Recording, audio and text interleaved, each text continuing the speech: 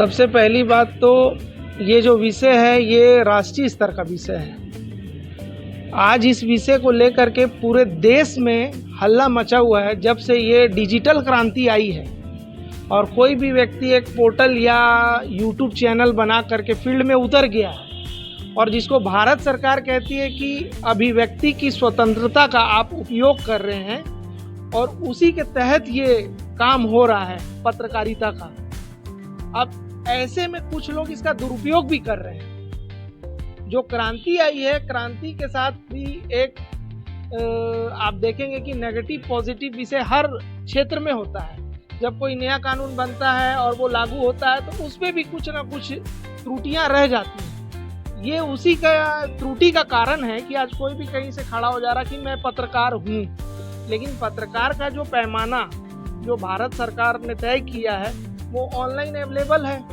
आपको एमएसएमई में अपना रजिस्टर्ड कराना है, आपके व्यूअर्स होने चाहिए। अब दिन भर में कोई एक आदमी सिर्फ एक न्यूज लगा दे और बोले मैं पत्रकार हूँ और उसको जिला प्रशासन अगर पत्रकार मान रहा है तो पत्रकार है। वो जिला प्रशासन का अगर मान लीजिए एक खबर लगाता है और दिन भर सोया रहता है और जिला प्रशासन उसको अपना वेरीफाइड सूची में रखा या उसको बुला रहा है तो पत्रकार है ना वो। बाकी वो 20 घंटा क्या कर रहा है उससे प्रशासन को लेना देना नहीं है, तब तो ये स्थिति है ना। लेकिन पत्रकार अगर पैमाना तय कर दे कि नहीं जो फील्ड में है उनका ये क्राइटेरिया है, जो डेस्क पे है उनका ये क्राइटेरिया है और जो एडिटोरियल में है उनका ये क्राइटेरिया है। जब क्राइटेरिया प्रशासन के द्वारा या इसमें जनसंपर्क विभाग द्वारा ही नहीं बनाया गया तो फिर सारे पत्रकार हैं। और फिर आज जो पत्रकार के ऊपर लांछन लगा रहे कि वो असली है वो नकली है। पहले तो यहाँ जो लोग नकली हैं वही लोग आकर के बोल रहे हैं कि असली कौन है? सबसे बड़ा दुर्भाग्य तो ये है जो पत्रकार नहीं है वही असली पत्रकार को वेरीफाई कर रहा है कि वो पत्रकार नहीं है। इसका झंडा उठाया हुआ यहाँ पर में प्रशांत सिंह पुतुल। प्रशांत सिंह पुतुल खुद ही पत्रकार नहीं है, यूट्यूबर है। हम लोग 24 कैरेट का खालिश पत्रकार है, 30 साल से पत्रकारिता में है। वो मेरे खिलाफ में लिख के सब जगह देता, क्या उससे कोई मांगने गया? प्रशांत पुतुल को मैं ओपन चैलेंज करता हूँ, वो पहले खुद साबित करे कि वो पत्रकार है, उसके बाद किसी दूसरे पे उंगली उठाए।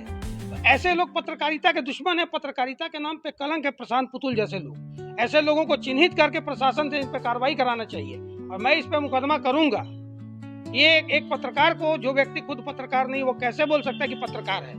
और मेरे खिलाफ जो फर्जी मुकदमा हुआ उसमें लिख के कागज दे रहा है, उससे कौन मांगने गया और क्यों दे रहा है, उसका क्या इंटरेस्ट है, इसकी भी हम जांच करवाएंगे।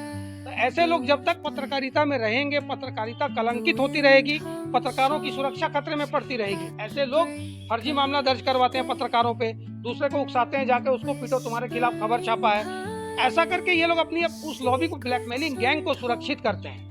जो इन लोगों की दुकानदारी चल रही है, इन लोगों को लगता है वास्तविक पत्रकार अगर फील्ड में रहेंगे तो इन लोगों की दुकानदारी बंद हो जाएगी। उसको ये लोग करवाने का काम करते हैं इस तरह से, जिसकी वजह से पत्रकारिता, पत्रकारों की सुरक्षा खतरे में। पत्रकार की सुरक्षा खतरे में सिर्फ इसलिए है कि पत्रकार ही पत्रकार का दुश्मन है और वैसे खासकर वैसे लोग जो पत्रकार नहीं है वो पत्रकारिता के दुश्मन है।